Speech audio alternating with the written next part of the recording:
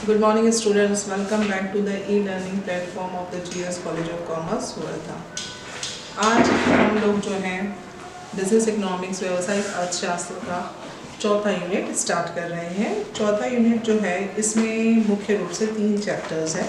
3 chapters कौन से हैं? एक है आपका पूर्ति, दूसरा है लागत के सिद्धांत और तीसरा है पूर्ति और पूर्ति के सिद्धांत जिसे हम कहेंगे, और लागत के सिद्धांत, और तीसरा है आगम। ठीक है, मतलब लॉ ऑफ सप्लाई, साथ ही साथ आपका कॉस्ट कॉन्सेप्ट्स और आपका है रेवेन्यू कॉन्सेप्ट्स। तो ये 3 चैप्टर्स आपके फोर्थ यूनिट में है। ठीक है, तो जहाँ तक फोर्थ यूनिट की हम बात करते हैं तो इसमें जो आपका पूर्ति और पूर्ति के जो सिद्धांत जो है, पूर्ति विश्लेषण या पूर्ति के सिद्धांत हम जिसे कहेंगे, इस चैप्टर में मुख्य रूप से ज़्यादा स्टफ है लॉन्ग आंसर टाइप क्वेश्चन के लिए। और जहाँ तक कॉस्ट कॉन्सेप्ट की बात करें और आगम वाली बात करें या रेवेन्यू कॉन्सेप्ट्स की बात करें तो ये दोनों चैप्टर्स जो हैं यहाँ पर ज़्यादा स्टफ, ज़्यादा material long answer type question के लिए नहीं है, बल्कि शॉर्ट आंसर टाइप क्वेश्चन के लिए है। ठीक है, तो यहाँ पर हम जो है लागत और आगम, ये छोटे लागत जो है चैप्टर बड़ा है, लेकिन उसमें कॉन्सेप्ट्स, कॉस्ट के जो विभिन्न कॉन्सेप्ट्स हैं वो काफ़ी ज़्यादा है। और इसके साथ साथ जो आगम है हमारा रेवेन्यू कॉन्सेप्ट वाला चैप्टर है, तो उसमें बेसिकली बहुत ही छोटा चैप्टर है जिसमें 2-3 कॉन्सेप्ट्स ही हमें पढ़ने हैं। तो चलिए देख लेते हैं हमारा। और मार्क्स वेटेज की बात करें तो मार्क्स वेटेज जो है चारों यूनिट पर इक्वल है। तो यहाँ पर जो मार्क्स वेटेज है जो कि आपका 20 मार्क्स का है, तो यहाँ पर आपका ज़्यादा मार्क्स वेटेज हम पूर्ति इस चैप्टर पर दे सकते हैं और दूसरा है कॉस्ट कॉन्सेप्ट। ओके, चलिए देख लेते हैं कि ये चैप्टर क्या है। वैसे तो आप लोगों ने इसको 12th स्टैंडर्ड में पढ़ा भी है, चलिए हम इसको आज रिवाइज कर लेते हैं। तो पूर्ति क्या है?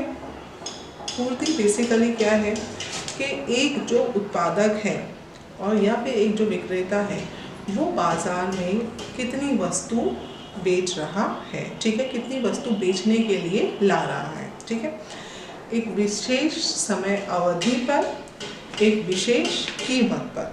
ठीक है, एक विशेष समय अवधि और एक विशेष कीमत पर एक विक्रेता या एक उत्पादक कितनी वस्तु बाजार में बेचने के लिए और बाजार में बेचने के लिए ला रहा है, उसे हम क्या कहते हैं? पूर्ति कहते हैं। देखिए बेनहम का कहना क्या है। बेनहम जो है पूर्ति के बारे में क्या कहते हैं? बेनहम कहते हैं कि पूर्ति का तात्पर्य वस्तु की उस मात्रा से लगाया जाता है जो प्रति समय इकाई, ठीक है, प्रति समय इकाई में बिक्री के लिए उपलब्ध हो। ठीक है, तो इसमें मुख्य रूप से क्या है? वस्तु की मात्रा, ठीक है, निश्चित समय अवधि और निश्चित कीमत। निश्चित समय अवधि और कीमत। तो मुख्य रूप से जो है पूर्ति जो है क्या है? वस्तु की मात्रा है जो एक निश्चित समय अवधि पर और एक निश्चित कीमत पर प्रोवाइड की जाती है, बाजार में लाई जाती है। ठीक है, तो देखिए क्या है, हमने से समय निकाल दिया, समय की इकाई निकाल दी और बोल दिया कि 50,000 यूनिट बाजार में ला रहे हैं, बाजार में सेल करना है, तो बाजार में बेच जा रहे हैं, बाजार में उसकी पूर्ति हो रही है। तो 50,000 यूनिट जो है कितने दिन में, ठीक है, कितने समय काल में? एक दिन में, एक हफ्ते में, एक महीने में या फिर एक साल में। तो जो समय है वो बहुत ही महत्वपूर्ण है, समय इकाई जो है महत्वपूर्ण है। उसी के साथ साथ जो निश्चित कीमत है, ठीक है, कीमत जो है वो भी इम्पॉर्टेंट है कि कितने रुपए पर, कितने मूल्य पर जो है आप वस्तु को बाजार में प्रस्तुत कर रहे हैं बेचने के लिए। ठीक है, तो ये 3 एस्पेक्ट्स हैं जो कि इम्पॉर्टेंट है किसमें? आपका पूर्ति में वस्तु की मात्रा, उसी प्रकार से निश्चित समय अवधि, किस समय अवधि में आप वस्तु बेच रहे हैं, और निश्चित कीमत, ठीक है, किस कीमत पर, किस मूल्यों पर आप वस्तु को बाजार में उपलब्ध करा रहे हैं। अब देख लेते हैं हम लोग वस्तु की पूर्ति को जो प्रभावित करने वाले घटक है, कौन कौन से घटक हैं जो वस्तु की पूर्ति को प्रभावित करते हैं। तो सबसे प्रमुख उसमें घटक है आपका वस्तु की कीमत। तो कीमत जो है एक मुख्य घटक है। ठीक है, यदि कीमत अधिक होंगी तो वस्तु की जो पूर्ति है वो भी क्या होंगी? अधिक होंगी। ठीक है, और यदि कीमत क्या है? कम है, कीमत कम हो रही है तो वस्तु की जो मात्रा है, वस्तु की जो पूर्ति है वो भी क्या हो जाएंगी, कम हो जाएंगी। तो मुख्य रूप से जो कीमत है वो एक इम्पॉर्टेंट घटक होता है, उसी कीमत के आधार पर वस्तु की पूर्ति निर्भर करती है। ठीक है, आप देखते हैं बाजार में, यदि आप देख रहे जिस तरीके से भी आप एग्जाम्पल ले लीजिए सोने का भाव। ठीक है, सोना जो है उसकी कीमत क्या हो रही है, बढ़ रही है, तो आप देखिए उसकी सप्लाई भी बाजार में क्या है, अधिक है। तो बेसिकली यही होता है कि जिस वस्तु की कीमत क्या होती है, बढ़ते जाती है, उस वस्तु की जो पूर्ति है, उस वस्तु की जो सप्लाई है वो भी क्या होती है, अधिक होती है। तो वस्तु की कीमत। दूसरा है संबंधित वस्तुओं की कीमत। संबंधित वस्तुओं की कीमत जिसमें क्या आ जाता है आपका कॉम्प्लीमेंट्री गुड्स आ जाता है, उसी प्रकार से आपका सब्स्टिट्यूट गुड्स आ जाता है। ठीक है, सब्स्टिट्यूट गुड्स जैसा कि हम बात कर लेते हैं सब्स्टिट्यूट गुड्स की। ठीक है, तो यदि किसी एक सब्स्टिट्यूट गुड्स की जो है मूल्यों में क्या हो रही है, वृद्धि हो रही है, तो उसके कारण जो है आप देखते हैं कि दूसरी वस्तु की जो सप्लाई है वो उस पर प्रभाव डालती है। टेक एग्जाम्पल, यदि गेहूँ की मात्रा, गेहूँ की जो मूल्य है उसमें क्या हो रही है, वृद्धि हो रही है, तो गेहूं के मूल्यों में वृद्धि होने के कारण जो बाजार में जो उत्पादक है, बाजार में जो उत्पादक है, विक्रेता है, वो क्या करेंगे, वो कोशिश करेंगे कि भाई गेहूं की मात्रा, गेहूं की सप्लाई को क्या करा जाए, अधिक करा जाए। ठीक है, तो यहाँ पर इसका प्रभाव जो है, उसका प्रभाव से वस्तु गेहूं के मूल्यों में वृद्धि के कारण जो दूसरे अनाज हैं, जो उसके आपका सब्स्टिट्यूट गुड्स है, ठीक है, उनके सप्लाई पर इफेक्ट पड़ेगा। ठीक है, आप देख सकते हैं कि जो चावल है, चावल की सप्लाई क्या हो जाएंगी, कम हो जाएंगे अगर उसके मूल्य में वृद्धि नहीं हो रही है। तो क्यों, क्योंकि भाई ज़्यादा प्राइस जो है गेहूं के बढ़ रहे हैं, तो वो वस्तु को क्या करो, वो वस्तु की मात्रा को बढ़ा दो, वस्तु की मात्रा बढ़ जाएंगी। और उसी प्रकार से आप देखिए जो उत्पादक है वो किन चीज़ों की उत्पादन करेगा, वो गेहूं का उत्पादन अधिक करेगा। ज्वार या बाजरा जो है, ज्वार और बाजरा का केस ले लीजिए, सेम है, तो बेसिकली वो क्या करेगा, गेहूं का उत्पादन अधिक करेगा, ताकि गेहूं का उत्पादन अधिक करने से होगा ये कि जो है दूसरे जो अनाज हैं उनके उत्पादन में क्या आ जाएंगी, कमी आ जाएंगी, उनके उत्पादन कम होंगे। तो बेसिकली उत्पादन कम होंगे और सप्लाई गेहूं की क्या होगी, बढ़ेगी। क्योंकि आप अपने जो संसाधन है, जो एक उत्पादक है, वो अपने संसाधन को ज़्यादा से ज़्यादा कहाँ पर लगा रहा है, वो अपने संसाधन को ज़्यादा से ज़्यादा किस चीज़ के उत्पादन में लगा रहा है, गेहूं के उत्पादन में लगा रहा है। तो जो उसकी जो सब्स्टिट्यूट गुड्स हैं उनके सप्लाई पर उसका इफेक्ट पड़ेगा। ओके, तो उत्पादन के साधनों की कीमतें, उत्पादनों के साधनों की कीमतें, यदि जो उत्पादन है उसकी जो कॉस्ट ऑफ प्रोडक्शन है, ठीक है, तो कॉस्ट ऑफ प्रोडक्शन जो है उस पर भी पूर्ति निर्भर करती है। यदि उत्पादन की साधनों की कीमतें बढ़ रही है, मतलब कॉस्ट ऑफ प्रोडक्शन यदि क्या हो रहा है, अधिक होते जा रहा है, तो कॉस्ट ऑफ प्रोडक्शन के अधिक होने से क्या होगा, उसका इफेक्ट जो है पूर्ति पर पड़ेगा। किस प्रकार से उसका इफेक्ट पूर्ति पर पड़ेगा, उसका इफेक्ट जो है पूर्ति पर इस प्रकार से पड़ेगा कि जो है उसकी सप्लाई मार्केट में कम हो जाएगी, क्योंकि उसकी कॉस्ट ऑफ प्रोडक्शन क्या हो गई, बढ़ रही है। कॉस्ट ऑफ प्रोडक्शन बढ़ने से जो है उसका इफेक्ट पूर्ति पर तो पड़ना है, क्योंकि उसके भविष्य में उसका प्राइस पर भी इफेक्ट पड़ेगा। तो बेसिकली जो उत्पादन के साधन होते हैं, उन उत्पादन के साधनों की कीमतों के बढ़ने से पूर्ति पर भी उसका प्रभाव जो है पड़ता है, और वो नेगेटिव प्रभाव पड़ता है। उसके बाद हम देख लेते हैं उत्पादकों के उद्देश्य। उत्पादकों के उद्देश्य देखिए, उत्पादक के जो उद्देश्य है, यदि कोई उत्पादक सामाजिक दृष्टिकोण से उत्पादन कर रहा है, ठीक है, और समाज में अपनी गुडविल को बढ़ाने के लिए उस किसी वस्तु का उत्पादन कर रहा है, या सामाजिक वेलफेयर के दृष्टिकोण से उत्पादन कर रहा है, तो वहाँ पर फिर वो मूल्यों को ध्यान में नहीं रखेगा और अपने उद्देश्य की पूर्ति के लिए ज़्यादा से ज़्यादा वस्तु की पूर्ति करेगा। ठीक है, उसके उद्देश्य क्या है, उसका उद्देश्य है सामाजिक वेलफेयर। सामाजिक दृष्टिकोण से वो जो है वस्तु का उत्पादन कर रहा है और वस्तु को बाजार में बेचना चाहता है, तो वहाँ पर मूल्य और दूसरी चीज़ें इम्पॉर्टेंट नहीं रहेगी, वहाँ पर उसका उद्देश्य इम्पॉर्टेंट रहेगा। वो समाज के दृष्टिकोण से वस्तु का उत्पादन कर रहा है, तो वहाँ पर फिर उसकी पूर्ति भी क्या करेगा, वो अधिक करेगा। उसके बाद है आपका तकनीकी ज्ञान का स्तर। तकनीकी ज्ञान का स्तर देखिए, जिस तकनीक जो होती है, जो कॉस्ट टेक्नोलॉजी होती है, वो टेक्नोलॉजी में जब इम्प्रूवमेंट आता है तो टेक्नोलॉजी के इम्प्रूवमेंट के कारण हम देखते हैं कि वस्तु की जो उत्पादन है और वस्तु के उत्पादन जो है वो भी बढ़ता है, और साथ ही साथ वस्तु की जो क्वालिटी है उसमें भी बढ़ोतरी होती है और क्वालिटी भी इम्प्रूव होती है। तो यदि टेक्नोलॉजी में, तकनीकी ज्ञान के स्तर में क्या हो रहा है, चेंजेस आ रहे हैं, नई मशीनरीज आ रही हैं, नई टेक्नोलॉजी यदि आप बाज़ार में लेकर आ रहे हैं, तो उसके कारण, उसके फलस्वरूप हम ये देखते हैं कि उत्पादन जो है बढ़ता है, और उत्पादन बढ़ेगा तो उसी के साथ साथ पूर्ति भी बढ़ेगी। ठीक है, उसी के साथ साथ प्राकृतिक कारक जो होते हैं, बहुत सारे जो है नेचुरल फैक्टर्स हैं, ठीक है, प्राकृतिक कारक है, और वो भी पूर्ति पर प्रभाव डालते हैं। देखिए, हम भारत में रहते हैं, ठीक है, भारत में हम रहते हैं, और यहाँ पर मानसून जो है वो कृषि उत्पादन में बहुत ही महत्वपूर्ण रोल प्ले करता है। ठीक है, अगर किसी साल मानसून अच्छा है तो आप देखते हैं कि भाई उस समय जो फसल है वो भी अच्छी होती है। ठीक है, और यदि मानसून ख़राब है इन द सेंस बारिश कम हो रही है, या फिर बहुत ज़्यादा बारिश होने की वजह से फसल ख़राब हो रही है, ठीक है, बाढ़ आ रही है, तो उसका भी इफ़ेक्ट जो है कृषि उत्पादन पर पड़ता है।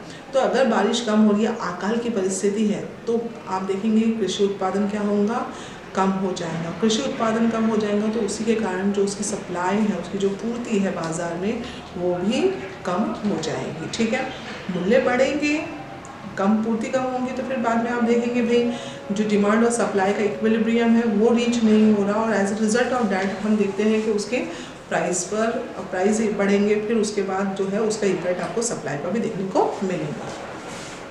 तो यदि प्राकृतिक कारक क्या है, फेवरेबल है, ठीक है, प्राकृतिक कारक फेवरेबल है मतलब अच्छी बारिश हुई है, वातावरण अच्छा है, और कृषि उद्योग में वो जो है बहुत ज़्यादा हेल्पफुल है, सहायक है, तो वहाँ पर कृषि उत्पादन बढ़ेगा। कृषि उत्पादन बढ़ने के साथ साथ जो है उसकी वस्तु की जो सप्लाई है, वस्तु की जो पूर्ति है, वो भी क्या होगी, बढ़ेगी। उसी प्रकार से देखते हैं हम जब बाढ़ आ जाती है, ठीक है, तो उस बाढ़ के कारण हम ये देखते हैं बाढ़ आ गई है, या फिर उसी प्रकार से जो है तूफान आ रहा है, तो उससे बहुत सारी चीज़ें डिस्टर्ब हो जाती हैं, और वो चीज़ डिस्टर्ब होने से क्या होता है, जो वस्तुओं की सप्लाई है, वस्तु की जो पूर्ति है, वो काफ़ी हद तक प्रभावित होती है। ठीक है, यदि बाढ़ आ गई तो आप देखेंगे बहुत सारे जो उत्पादन के संसाधन है, उत्पादन के साधन हैं, वो जो है ख़राब होंगे। ठीक है, कारखाने पर इफ़ेक्ट पड़ेगा, इलेक्ट्रिसिटी पर इफ़ेक्ट पड़ता है। ओके, तूफान आया तो इलेक्ट्रिसिटी और आपका जो है उत्पादन क्षमता पर, फर्म की जो उत्पादन क्षमता है उस पर भी उसका हानिकारक प्रभाव पड़ता है। तो आप देख सकते हैं कि उससे जो है पूर्ति काफ़ी हद तक क्या होगी, प्रभावित होगी। तो प्राकृतिक कारक जो है वो भी जो है इफेक्ट डालते हैं, प्रभाव डालते हैं पूर्ति पर। ठीक है, उसी प्रकार से यातायात तथा संचार के साधन, देखिए आज हम जिस युग में रह रहे हैं ये काफ़ी एडवांस्ड युग है। ठीक है, आज हम हर वक्त, आज कौन सा भी एरिया जो है वो यातायात के साधनों से क्या है, जुड़ा हुआ है। रेलवे नहीं है तो रोडवेज तो है। ठीक है, रोडवेज है, आपका रेलवे है, उसी प्रकार से एयरवेज है, उसी प्रकार से पानी के जो वाटरवेज हैं, इन सब से जो है हर एक एरिया दूसरे एरिया से क्या है, जुड़ा हुआ है। ओके, हम आज इंडिया में है तो कल की बात छोड़ दीजिए, शाम रात तक का हम जो है अमेरिका में नहीं, जो है अमेरिका में नहीं बल्कि दूसरे देश में भी हम आप पहुंच सकते हैं।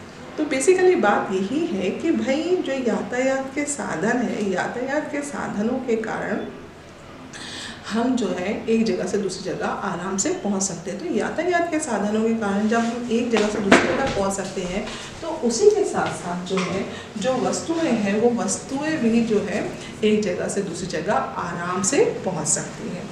तो यातायात के साधनों की वजह से वस्तु की पूर्ति जो है, वस्तुओं की जो सप्लाई है, वो भी क्या होती है, इम्प्रूव होती है। ओके, ऐसी जगह जहाँ पर वो वस्तु उपलब्ध नहीं है या उसकी पूर्ति ज़्यादा नहीं है, उसकी सप्लाई ज़्यादा नहीं है, तो वहाँ पर भी उस एरिया में भी यातायात के साधनों से हम उस चीज़ को क्या कर सकते हैं, पहुँचा सकते हैं। आप देख सकते हैं इंटरनेशनल ट्रेड में, ठीक है, इंटरनेशनल ट्रेड में जो आपका अंतर्राष्ट्रीय व्यापार है, अंतर्राष्ट्रीय व्यापार में क्या करते हैं हम, जो है दूसरे देश में अगर वस्तु को पहुंचा रहे हैं, तो उस दूसरे देश में वस्तु को पहुंचाने से यदि वो हमारे यहाँ सरप्लस है डोमेस्टिक मार्केट में, ठीक है, घरेलू बाजार में, यदि वो वस्तु क्या है सरप्लस मात्रा में है, काफ़ी अधिक मात्रा में है, तो उसको हम इंटरनेशनली सेल करें तो उसका इम्पैक्ट यहाँ पर नहीं पड़ेगा। लेकिन अगर हमारे यहाँ वो ज़्यादा सरप्लस नहीं है और हमने उसको क्या कर दिया, एक्सपोर्ट कर दिया, तो उसका प्रभाव जो है उस वस्तु की पूर्ति में, डोमेस्टिक मार्केट में उस वस्तु की पूर्ति पर पड़ेगा और डोमेस्टिक मार्केट में उस वस्तु के मूल्य क्या हो जाएंगे, अधिक हो जाएंगे, क्योंकि वो वस्तु वहाँ पर कम उपलब्ध हो रही है। ठीक है, तो यातायात तथा संचार के जो साधन है उससे भी जो है वस्तु की पूर्ति काफ़ी हद तक प्रभावित होती है। उसी प्रकार से कर नीति, जो गवर्नमेंट की कर नीति होती है, ठीक है, उससे भी उस वस्तु के उत्पादन और साथ ही साथ उत्पादन के साथ साथ उसकी पूर्ति पर प्रभाव पड़ता है। यदि कर नीति, गवर्नमेंट ने किसी वस्तु की जो है वस्तु के उत्पादन पर जो कर है वो अधिक लगाया है, तो फिर वहाँ पर जो कॉस्ट ऑफ प्रोडक्शन है वो बढ़ेगी, और कॉस्ट ऑफ प्रोडक्शन बढ़ेगी तो सप्लाई जो है वहाँ पर क्या हो जाएगी, पूर्ति जो है वो कम हो जाएगी। आपने देखा होगा जैसे कि बहुत सारे नशीले पदार्थ जो नशीले पदार्थ कहेंगे, या फिर आपका लीकर कह सकते हैं, या फिर आप जो है सिगरेट्स वगैरह कहते हैं, ठीक है, तो ये जो वस्तुएं हैं इन पर गवर्नमेंट जो है टैक्स ज़्यादा लगाती है। उद्देश्य यह होता है कि भाई टैक्स ज़्यादा लगाने से जो है इस वस्तु का क्रय एक व्यक्ति क्या करे, कम करे, क्योंकि टैक्स लगाने से उनके मूल्य में भी क्या होंगी, वृद्धि होंगी, और मूल्यों में वृद्धि होंगी तो भाई हो सकता है कि ग्राहक जो है उसकी वस्तु कम करे। लेकिन ये चीज़ें जो है कैसी चीज़ों में आती हैं, हैबिचुअल गुड्स में आ जाती हैं। जब एक व्यक्ति इसका उपभोग करता है तो फिर बार बार वो वस्तुओं का उपभोग करता है। शराब का एक बार किसी व्यक्ति को आदत लग जाती है तो फिर वो बार बार उसको क्या करेगा, शराब क्रय करेगा, इंस्टेड ऑफ डैट कि उसके प्राइस क्या है, ज़्यादा है। ठीक है, तो यदि कर अधिक लगता है तो कर के अधिक लगने से उसके मूल्यों में वृद्धि होती है और उसके सप्लाई पर उसका जो नेगेटिव इफेक्ट पड़ता है। लेकिन यदि गवर्नमेंट की नीति किसी सेक्टर को जो है प्रमोट करने की है तो गवर्नमेंट वहाँ पर क्या करता है, गवर्नमेंट वहाँ पर क्या करती है, कर को कम कर देती है, कर हटा देती है। ठीक है, कर में छूट देती है। तो कर में छूट देने से या कर को हटाने से या कर को कम करने से होता यह है कि वहाँ पर उत्पादन बढ़ता है और उत्पादन बढ़ने से जो है आपका पूर्ति में भी प्रभावपूर्ण इफेक्ट दिखने को मिलता है। तो कर नीति किस प्रकार की है, उसी प्रकार से भविष्य में कीमत वृद्धि की आशा। यदि एक विक्रेता को या एक उत्पादक को इस बात की आशा हो कि भविष्य में XYZ वस्तु के मूल्य और अधिक बढ़ने वाले हैं, तो वस्तु के मूल्य और अधिक बढ़ेंगे तो अभी उस वस्तु को बेचने की बजाय, उसकी वस्तु की ज़्यादा पूर्ति करने की बजाय थोड़ा सा उसे क्या कर दे, रोक दे। ठीक है, उसकी पूर्ति को कम कर दे ताकि जब अधिक मूल्य है उस वक्त उस वस्तु को बाजार में ज़्यादा क्वांटिटी में बेचा जाए। ठीक है, तो भविष्य में यदि किसी वस्तु की कीमत में वृद्धि होने की आशा होती है तो उस वक्त उसकी पूर्ति प्रेजेंट में क्या होती है, कम हो जाती है, ताकि भविष्य में जब उसके मूल्य अधिक हो तो उस वक्त उस वस्तु को बाजार में अधिक मात्रा में बेचा जाए और अधिक मात्रा में बेचने के लिए उसकी पूर्ति भी अधिक करनी पड़ेगी। ठीक है, तो भविष्य में कीमत वृद्धि की आशा, उसी के साथ साथ उत्पादकों में समझौता। देखिए बहुत समय ऐसा होता है कि उत्पादन संगठन बन जाते हैं, उत्पादकों के संगठन बन जाते हैं। ठीक है, ट्रेड एसोसिएशंस बनती हैं और ये ट्रेड एसोसिएशन का पर्पस क्या होता है, इन ट्रेड एसोसिएशन का पर्पस यही होता है कि जो एसोसिएशंस हैं और एसोसिएशन के मेंबर्स हैं या फिर जिस प्रकार का उत्पादन हो रहा है उसको क्या करें जाए, सपोर्ट किया जाए। तो बहुत समय ऐसा होता है कि यदि उत्पादकों में समझौता ये हो कि भाई अभी कम वस्तु की सप्लाई पूर्ति जो है बाजार में की जाए ताकि उसका आर्टिफिशियल वे से उसके मूल्यों में क्या हो, वृद्धि हो, क्योंकि भाई अभी उस वस्तु की अगर सप्लाई क्या हो जाएगी, कम हो जाएगी, तो वस्तु की सप्लाई कम होने से और डिमांड अधिक है और वस्तु की सप्लाई कम होने से क्या होगा, उस वस्तु के मूल्य बढ़ेंगे। आर्टिफिशियल स्कैर्सिटी बाजार में हो रही है, ठीक है। आर्टिफिशियल स्कैर्सिटी की वजह से फिर वो वस्तु के दाम क्या होंगे, बढ़ेंगे और उस वस्तु की अधिक मात्रा बाजार में प्रदान की जाएगी। तो बेसिकली ये है कि उत्पादकों में यदि इस प्रकार का समझौता होता है, ठीक है, जो एसोसिएशंस बनी है और वो एसोसिएशन इस प्रकार के डिसीजंस यदि लेती है तो उसके अकॉर्डिंग ही वस्तु की पूर्ति भी होती है। मूल्य कम है तो पूर्ति कम कर देंगे, ठीक है। आर्टिफिशियली उस वस्तु के बाद आर्टिफिशियल स्कैर्सिटी क्रिएट की जाएगी। आर्टिफिशियल स्कैर्सिटी की वजह से फिर मूल्यों में क्या होगी, वृद्धि होगी और मूल्यों में वृद्धि होगी तो फिर उस वस्तु की अधिक मात्रा बाजार में प्रोवाइड की जाएगी, सप्लाई की जाएगी। तो ये सारे जो है क्या है, ऐसे घटक हैं जो पूर्ति को क्या करते हैं, प्रभावित करते हैं, ठीक है। चलिए हम देख लेते हैं कि पूर्ति का जो पूर्ति है, ठीक है, उसको किस प्रकार से जो है अलजेब्रिकली रिप्रेजेंट किया जाता है, ठीक है। देखिए आपका ये आपका इक्वेशंस है, Sn is equals to F into Pn PRTEG, ठीक है। तो ये Sn क्या है, ये है n वस्तु की पूर्ति, ठीक है। वस्तु की पूर्ति कितनी है उसको रिप्रेजेंट कर रहा है, ठीक है। Pn क्या है, Pn जो है वस्तु की कीमत है। कौन सी वस्तु की कीमत है, n वस्तु की कीमत है। और x भी बोल सकते हैं, y भी बोल सकते हैं। यहाँ पर हम अगर इसको Sx बोलते हैं तो x वस्तु की पूर्ति कितनी है, ठीक है। तो यहाँ पर हमने n लिया है तो n वस्तु की पूर्ति कितनी है, ठीक है। उस वस्तु की कीमत क्या है, ठीक है। संबंधित वस्तु की कीमत, जो रिलेटेड गुड्स है, अभी हमने देखा संबंधित वस्तु की कीमत, ओके, जिसमें आपकी सब्स्टिट्यूट गुड्स भी आ जाती हैं और कॉम्प्लीमेंट्री गुड्स भी आ जाती हैं। तो संबंधित वस्तु की कीमत क्या है, उसी प्रकार से उत्पादन के साधनों की लागत, ठीक है। कितने उत्पादन के साधन जो फैक्टर्स की जो कॉस्ट ऑफ प्रोडक्शन है, फैक्टर्स की कॉस्ट ऑफ प्रोडक्शन जो है वो, उसी प्रकार से उत्पादन की तकनीक, किस प्रकार की तकनीक यूज की गई है, तकनीकी ज्ञान, ठीक है, और उत्पादन के उद्देश्य, ठीक है, गोल्स, जी यहाँ पर जो है गोल्स को रिप्रेजेंट कर रहा है। तो ये सारे जो फैक्टर्स हैं, ठीक है, ये फैक्टर्स जो है आपके इक्वेशंस में भी देखने को मिलते हैं, ठीक है। तो उत्पादन की कीमत क्या है, ओके, जो वस्तु की कीमत क्या है, रिलेटेड वस्तु की कीमत क्या है, टेक्निकल जो एस्पेक्ट्स हैं, ठीक है, क्या है, उसी प्रकार से फैक्टर्स की कॉस्ट ऑफ प्रोडक्शन क्या है और उत्पादकों के उद्देश्य क्या है, ठीक है। इनकी बेस पर हम जो है हमारे उत्पादक आपके जो पूर्ति है, पूर्ति के इक्वेशंस को रिप्रेजेंट कर सकते हैं, ठीक है। तो ये जो है आज हमने इस एस्पेक्ट्स को देखा। अब इसके बाद के वीडियो लेक्चर में हम जो है पूर्ति का नियम, इस एस्पेक्ट को देखेंगे और साथ ही साथ उससे संबंधित जो दूसरे एस्पेक्ट है उसे हम देखेंगे। चलिए, थैंक यू।